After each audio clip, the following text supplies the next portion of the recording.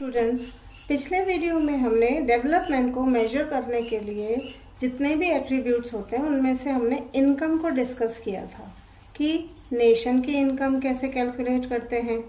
इसी में हमने फिर ये भी देखा था कि पर कैपिटा इनकम को हम कैसे कैलकुलेट करते हैं। तो इसके लिए हमने फिर उसके बाद हम देखते हैं कि पर कैपिटा इनकम से किस तरह से डेवलप्ड कंट्री और किस तरह से अंडर डेवलप्ड कंट्री या डेवलपिंग कंट्री को हम कैसे कैटेगराइज करते हैं।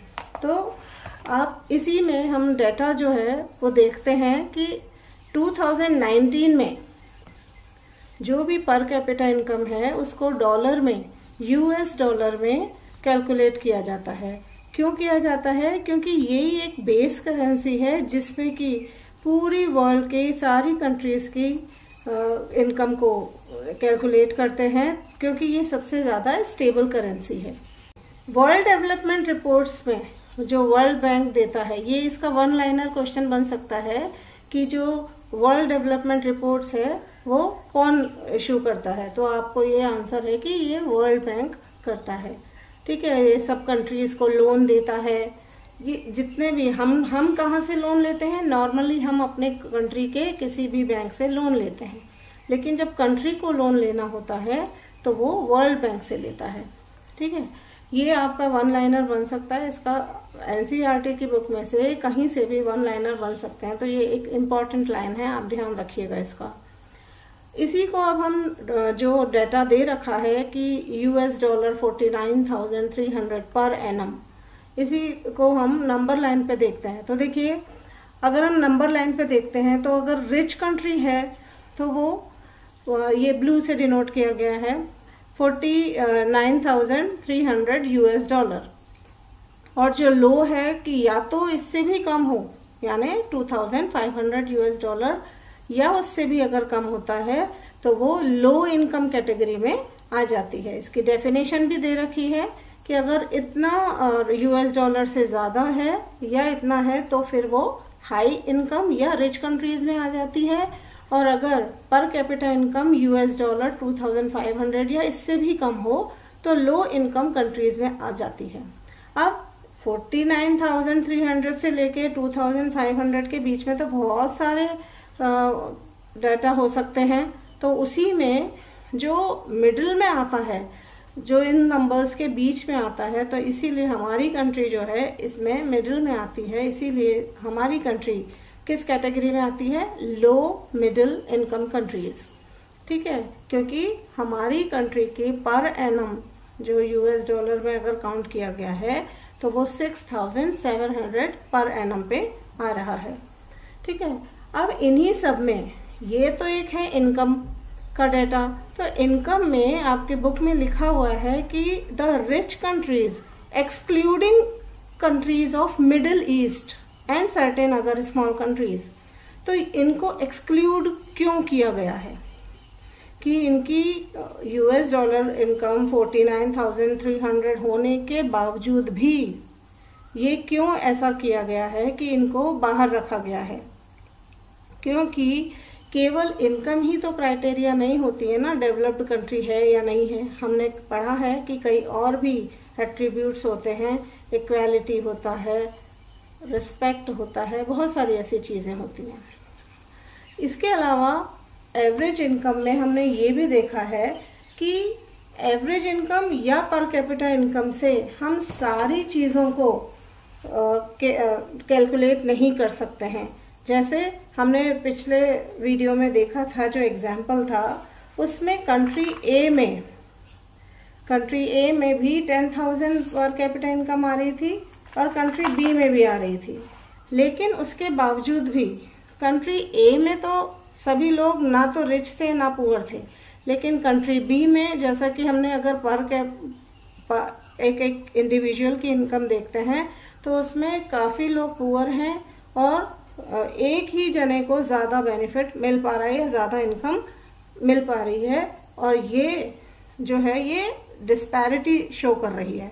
और कई तो छुपी हुई होती, पता नहीं चलता है। एवरेज इनकम से हमें ये नहीं पता चल सकता है कि क्या कमियां हैं या डिस्ट्रीब्यूशन क्लियर नहीं है, डिस्ट्रीब्यूशन इक्वल नहीं है। इन सारी बातों से अगर हम इसको और दूसरे एग्जाम्पल से भी समझें तो और अच्छे से समझ पाएंगे। जैसे अगर हम कंट्री ए में हमने 5 पीपल देखा है, उसकी जगह हम 10 पीपल कर लेते हैं और टोटल इनकम को भी 80,000 पे ले आते हैं। ऐसे ही कंट्री बी में भी 15 पीपल ले लेते हैं और टोटल इनकम को 90,000 कर देते हैं।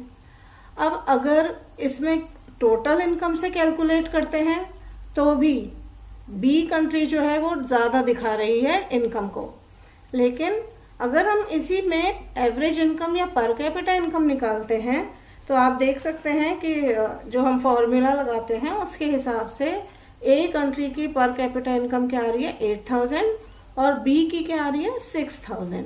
क्यों? क्योंकि वहां पे पॉपुलेशन ज्यादा है।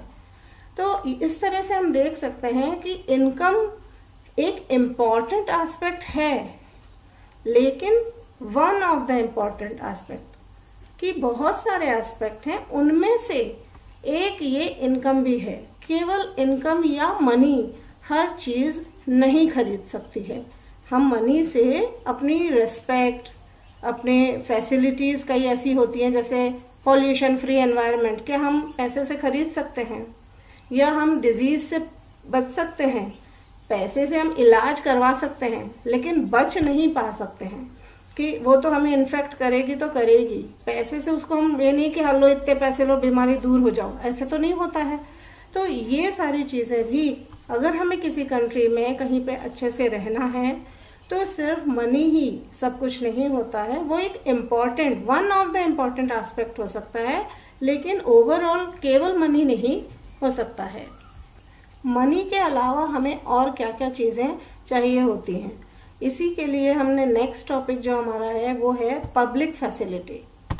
तो पब्लिक फैसिलिटी, उसमें आपकी एक बहुत ही इंपॉर्टेंट लाइन लिखी हुई है कि money in your pocket can not buy all the goods and services that you may need to live well. क्या मतलब है इसका? कि जो आपके पास पैसा है वो सारी चीजें आपको खरीद के नहीं दे सकता है कि आप बहुत अच्छे से जी पाए, कि सब चीजें नहीं खरीद के दे सकता है, कि वो खुद भी एक कंप्लीटली एडिक्वेट इंडिकेटर नहीं है खुद से। उसमें आपको कहीं ना कहीं कुछ और चीजों को भी एडअप करना पड़ेगा, तब आपके पास उस मनी का कुछ यूज है। जैसे money can not buy pollution free environment और प्रोटेक्ट फ्रॉम इन्फेक्शियस डिजीजेस, जब तक कि पूरी कम्युनिटी उसके प्रिवेंशन के लिए कोई कदम ना उठा ले, या तो पूरी कम्युनिटी उठाए, गवर्नमेंट के साथ मिलकर उठाए, गवर्नमेंट भी अवेयरनेस प्रोग्राम चलाए।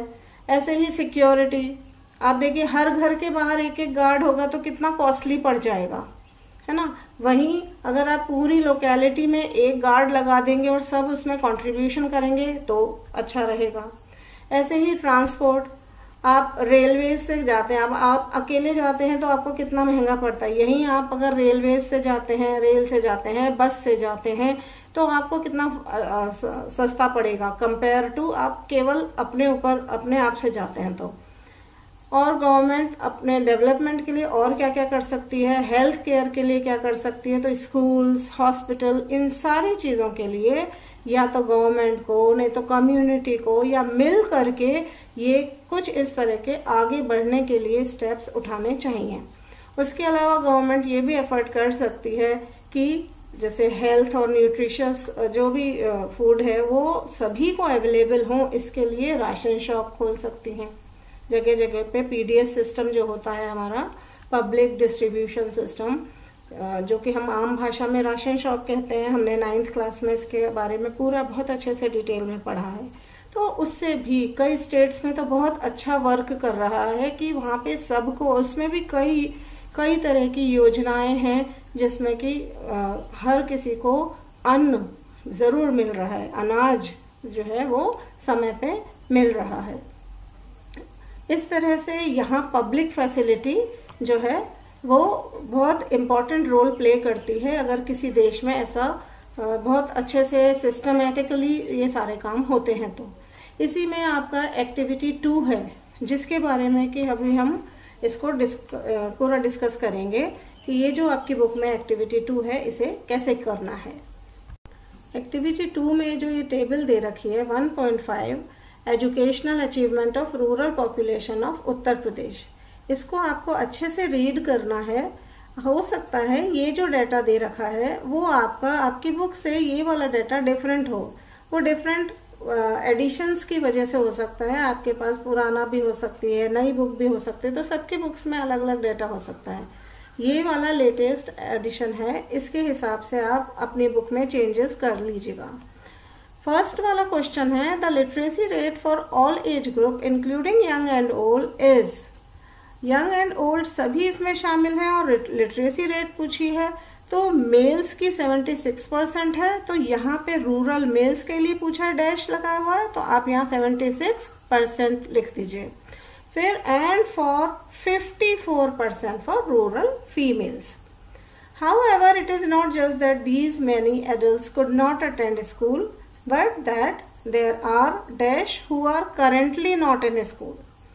तो हमें इसमें एडल्ट को तो शामिल करना ही नहीं है, तो जो परसेंटेज हमें अटेंडिंग स्कूल 10 to 14 ईयर्स वाले बच्चों की दे रखी है, उसमें से हमें नॉट अटेंडिंग, ये अटेंडिंग वाला है, नॉट अटेंडिंग के हिसाब से हमें 100 में से माइनस करके और फिर इसको लिखना है। तो 100 माइनस 85 कितना होता है? 15%।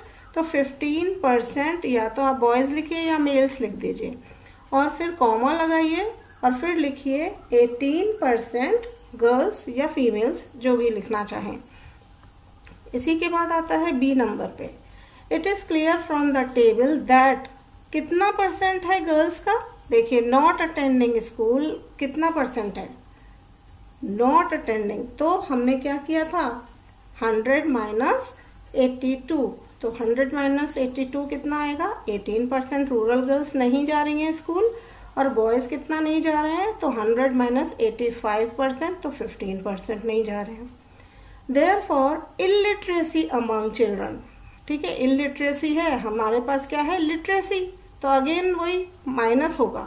इन the age group 10 to 14 is as high as, तो ये आ जाएगा 100 माइनस, यहाँ पे पहले क्या पूछा है रूरल फीमेल्स, और लिटरेसी रेट में रूरल फीमेल्स के आगे 87 लिखा है, तो 87 है ना, तो हम यहाँ पे 100 माइनस 87 कितना आएगा 13%, तो यहाँ आएगा 13, परसेंटेज का निशान तो ऑलरेडी लगा हुआ है, एंड कितना परसेंट रूरल फीमेल, तो 100 माइनस 90 कितना होता है 10, तो 10% रूरल मेल्स आ जाएगा। और ये जो इलिटरेसी जो भी दे रखी है कितने एज ग्रुप का दे रखा है, this high level of illiteracy among कितना एज ग्रुप है 10 to 14, तो यहाँ पे भी लिखेंगे 10-14 age group. Even after more than 70 years of our independence is most disturbing. In many other states also we are nowhere near realization of the constitutional goal of free and compulsory education for all children up to the age of 14, which was expected to be achieved by 1960. इतना पहले ही हमें मिल जाना चाहिए था, पर अभी भी कई लोग स्कूल ड्रॉप आउट कर देते हैं। हमने पिछले वीडियो में देखा था कि किस तरह से ड्रॉप आउट करने की वजह से बच्चों में लिटरेसी रेट बहुत ज़्यादा कम हो जाती है। इन्हीं सब के बारे में ये पूरा डेटा था जिसको कि आपको ये एक्टिविटी 2 में फिल करना है। इस वीडियो में आपको जो भी कोई क्वेरी पूछनी है वो आप कमेंट सेक्शन में पूछ सकते हैं। Thank you.